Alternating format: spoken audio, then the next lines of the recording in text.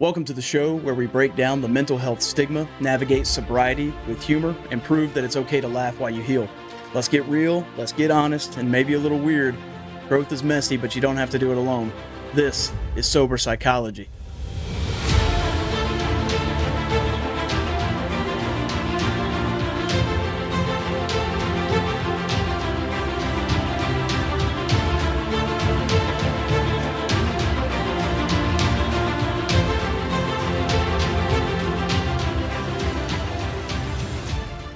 Hello, you beautiful people. Welcome back to another episode of Sober Psychology. I'm your host, Michael. This is episode 15. This one's a little bit late. Apologies. We normally try and put out a new episode every Wednesday. But as you all know, if you've paid attention to other episodes, I recently became a dad. And this whole dynamic of not sleeping, of constantly having to have a baby attached to you, it seems like it's just miserable. If you haven't had a kid yet and you think that you're gonna have one and still have just ample amounts of time to do podcasts or to do schoolwork or anything, really, you're wrong. You're mistaken. But I can tell you this, it's 1000% worth it. Those little moments that you get, like our baby's now locking eyes with you, he's mimicking, he's cooing, he's trying to talk, he's being more interactive. Just when you think you can't love something more, it happens. So all those moments are worth it. Anyways, didn't want that to seem like a complaint, just trying to explain why this podcast episode is a little bit late. But here we are. This is episode 15, and we're going to be talking about codependency. If you are watching this just because you feel obligated as my friend to pay attention to this, you're probably codependent. But codependency is a tough one for me. There's a lot of gray area in it. Are you codependent? Or are you the nice person? Or are those two things just combined and it's tough to, whatever. So we're going to dive into it. Hopefully, at the end of this episode, you'll have gained a little bit better of a definition of it and understand how it shows up in your life. I went pretty thorough on the notes, so I'm going to stick to those closely, but we're going to talk about what is codependency, try and quickly define it. And we're going to talk about the origins of it, where it comes from, how it originates. Then we're going to give you a little test. I got 5 questions that are going to help you determine if you're codependent or not. And then give you some real life examples and then how to break the cycle of codependency. So this is a tough one. This is some hard work, by the way. Codependent work is hard work. I have recovered. I'm almost sober for 4 years and I'm still doing codependency work every day. We're all codependent on some level, but hopefully this will add some clarity. Let's jump into it. Codependency is a behavioral condition where one person has an excessive emotional and psychological reliance on another person. Now, again, gray area, help you define it. If you're a 10-year-old kid, 15-year-old kid, and you're still relying on a parent for food, for shelter, for, financial security, whatever, that's one thing. This is more talking about us in our adult life, in our relationships, in our friendships, whatever. We'll dig into that.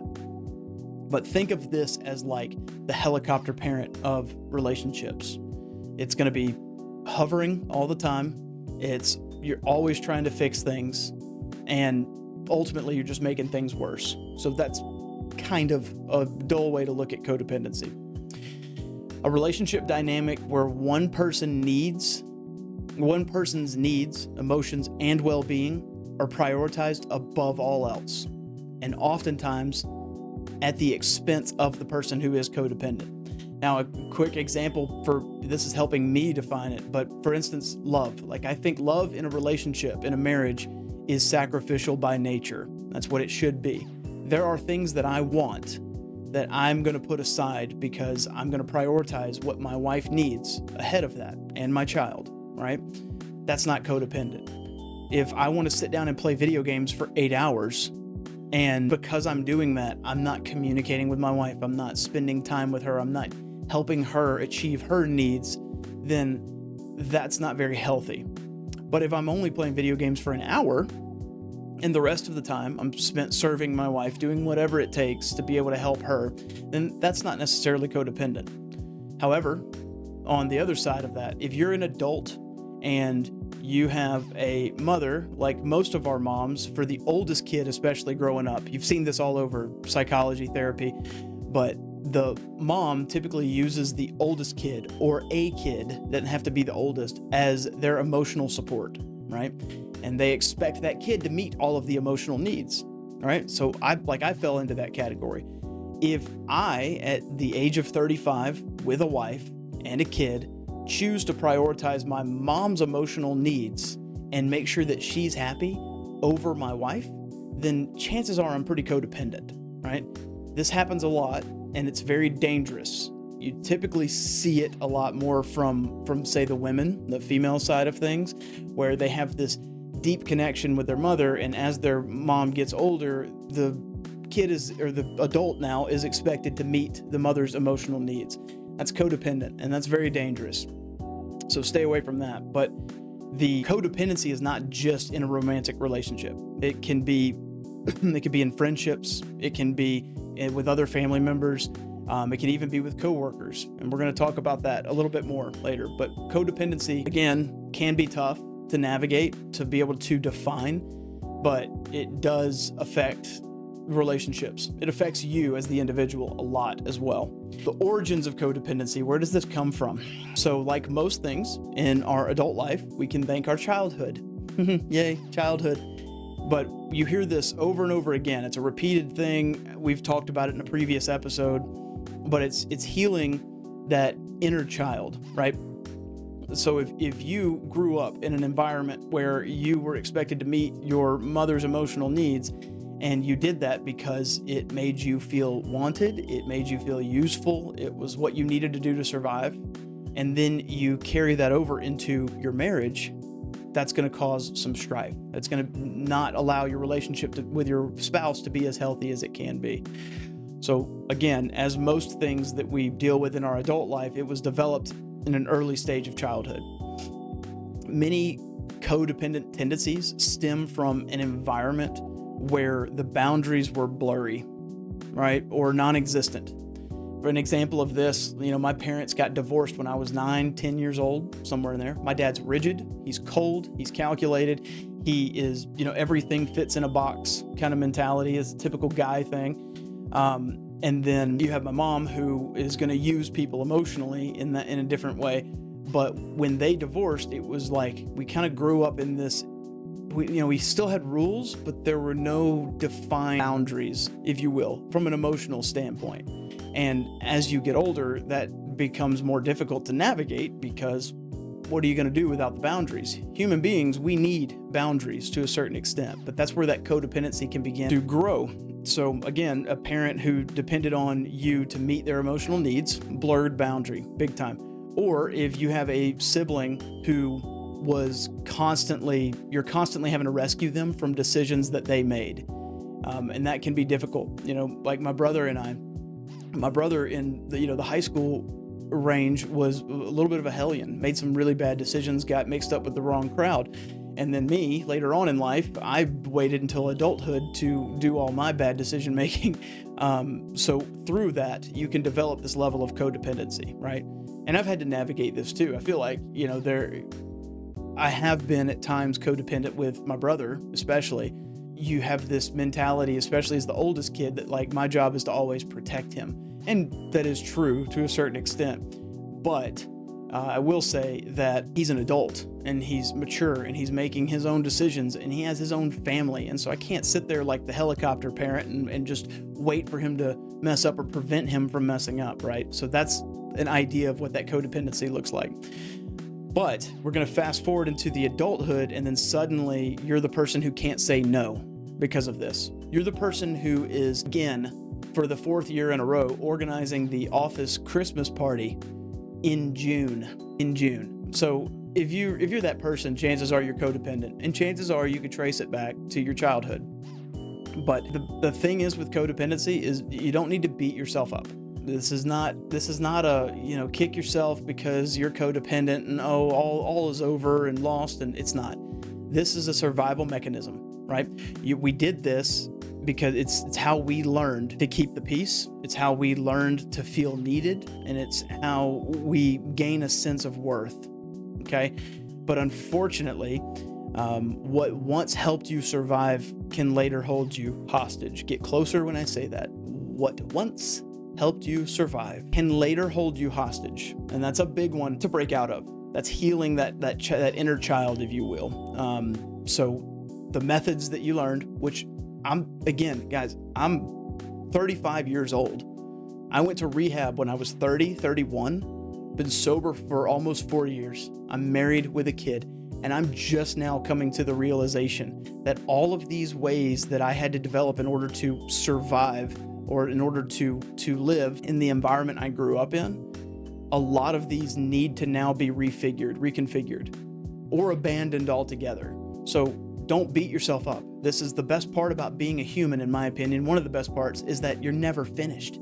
You're just always growing and evolving. I'm not the same person that I will be 5 years from now, right? Like, just learn from this and keep growing. But codependency affects a lot of us. But again, it's how you learn to keep the peace, feel needed, and to gain a sense of worth. But unfortunately, what once helped you survive can later hold you hostage. It's like a high school yearbook photo, you know? Am I right? Anybody? Okay, sick. Moving on. So here's the little test I want to run. These are going to be the signs of you being codependent or not. Okay, we're going to call this little game. Is this codependency, or am I just a nice person? I'm going to list some behaviors, and then you tally as many of them that affect you. Okay. Number 1, you feel responsible for other people's feelings. Number 2, you have trouble saying no. Whether it's helping someone move when you have an injured back, or going to the 3rd baby shower of the month without doing anything that you need to do for yourself. You're going to be there, right? You have trouble saying no. Number 3, you're constantly seeking approval. You're like the golden retriever who lives for treats, except your treat is the pat on the back and the good job from your boss. All right? So you're constantly seeking approval. Number 4, you feel anxious when someone is upset with you. Suddenly, out of nowhere, you're sending a novel text, this long apology, and you don't even know what you did wrong, okay? So you feel anxious when someone is upset with you.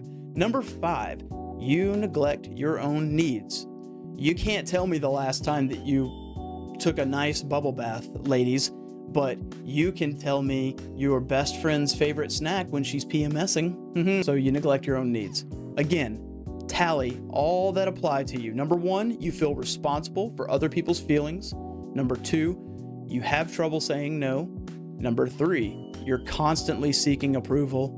And number 4, you feel anxious when someone is upset with you. And number 5, you neglect your own needs. If you said yes to 3 or more of these, congratulations, come on into the winner's circle. You might be codependent, or as I like to call it, an emotional overachiever. All right? Let's give you some real life examples of this. Again, working to define. That's all we're trying to do right now. So, have you ever been in a situation in a group project where you end up doing everything because everybody else is busy? Codependent. Or maybe you have that one friend who calls you at 3 a.m. for the 10th night in a row to complain about their ex and all the emotions that they're feeling. And you pick up the phone every time because you have this mentality, this panic of like, oh God, what if they need me? Again, you're codependent. So here's the thing. And this is another one. I'm hitting y'all with some one-liners, so you need to write them down. Get close on this one too. Codependency often feels like being the superhero on everyone's story. Codependency feels like being the superhero in everyone's story. All right? But I'm going to let you in on a little secret. Maybe you didn't see it in the movies. Maybe you didn't read it in the comics, but Superman took a break, right? Unless you are of the belief that for as long as he wore those tights, he never washed them. Superman needed to do laundry, okay? He was married to Lois Lane. You think he was married to Lois Lane and then just never talked to her? No. Superman took a break too. You don't have to be the superhero in everybody's story. You don't have to come in and save the day. You're not the helicopter parent, okay? And if you try to be, you're probably codependent. So what are some ways that we can begin to break the cycle? Okay, we've laughed and we've cringed, Now it's time to get serious. So how do we stop being codependent? First way is set boundaries.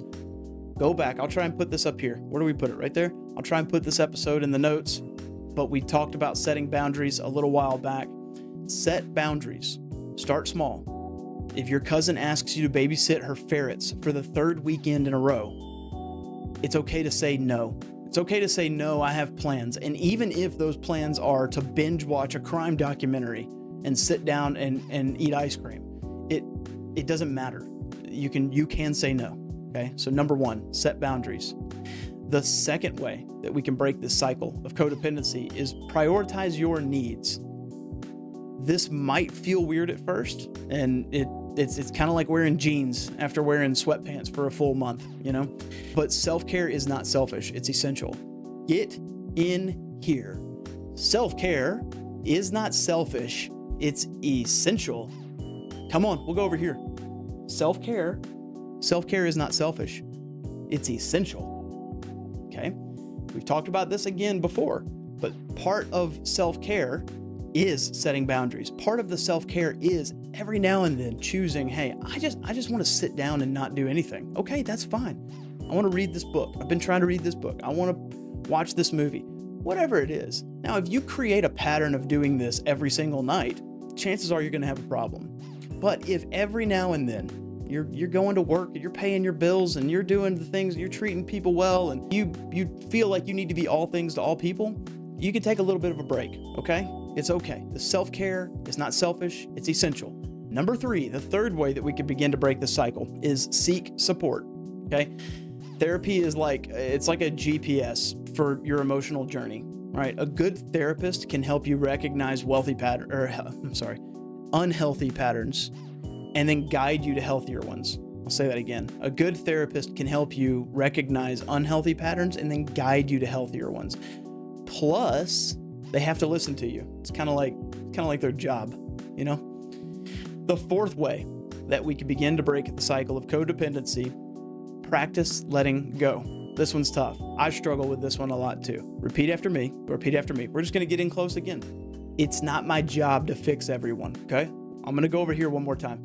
It's not my job to fix everyone, okay? Learn to say that to yourself, okay? You can still care for people without carrying their baggage. That's another good one. Hey, get in. You can still care for people without carrying their baggage. We're on a roll right now. So think of it as upgrading from being their emotional Sherpa to being their cheerleader, right? You can still support people, and you can still want them to win, and you can still want them to do well, but you don't have to carry their baggage for them. You don't have to take on all of their problems. I struggle with this because as much criticism as I give myself of being an asshole at times, I'm very empathetic. I try, every time someone tells me something, I try to fit myself into their place because I've experienced it before, if that's the case. And then I hurt, and here I am trying to become a therapist. But practice letting go, okay? So the 4 ways that we can begin to break the cycle: set boundaries, prioritize your needs, seek support, and practice letting go. Got it? This is a quick one. I didn't have a whole lot to elaborate on this. There's another way that you can work on breaking the cycle as well. I'm not sponsored, and I don't even know if I'm allowed to do this, but as someone who has gone through a 12-step program through AA, they also have Codependent Anonymous. I am working through that book, have worked through that book, am going to continue working through that book. My sponsor just put me back on it, or I think he's about to. Codependent Anonymous is a really good way to give you a structure to start working through. Now, I'm going to warn you, when you go through, if you're an addict, alcoholic, if you're someone who's gone through the 12-step program, you know how brutal that is. It just hits you in the teeth. It doesn't care about your feelings. F your feelings. Start working on you right now, and then we can worry about the feelings later. Well, the Codependent Anonymous is the later, and it is all about the feelings, and it's all about digging up some stuff. I thought it was going to be a breeze because I already went through 12 steps, but when I went through Codependent Anonymous, that was tough. It was a complete shift because now you're hyper analyzing things that you have to really open up and elaborate on emotionally, right? And I wasn't really ready for that, but yeah, that would be another way. So set boundaries, prioritize your needs, seek support, and practice letting go. And then if you want to go to the next step, Codependence Anonymous. I'm sure you could pick that book up for under $20. The work is worth it. This is not easy, okay? So to all my recovering codependents out there, you're not alone at all. Anybody you bump into on the street has some level of codependency, right? Breaking free from these patterns it's hard work, but it's worth it. I promise you. I promise you it's worth it. Because at the end of the day, the only person you're really responsible for is you. I'm not responsible for the way other people act. I'm only responsible for me. I'm not responsible for everybody else's burdens. I'm only responsible for mine, right? And in order for everybody else around me to benefit from me and what I can offer, I have to be good. I have to be right, okay? So go ahead, set those boundaries, take a bubble bath. Maybe let someone else plan the office Christmas party this year, okay? You got this. Promise you, you can do it. As always, thank you all so much for being here. Thank you all for constantly paying attention on socials. Thank you for showing up week in, week out. You guys are wonderful. Appreciate you. Feel free to reach out if you have any complaints, comments, concerns about codependency. We can talk about it and work through it. If you can continue to like the content, if you can share it, if you can even commenting, just an emoji. Give me a random emoji here on the YouTube, do something, anything. It's great. But that helps kind of boost that algorithm, gets it out there to other people. But that would be great. Love you guys. Keep your head up, keep your heart open, and go help somebody. We'll catch you next time.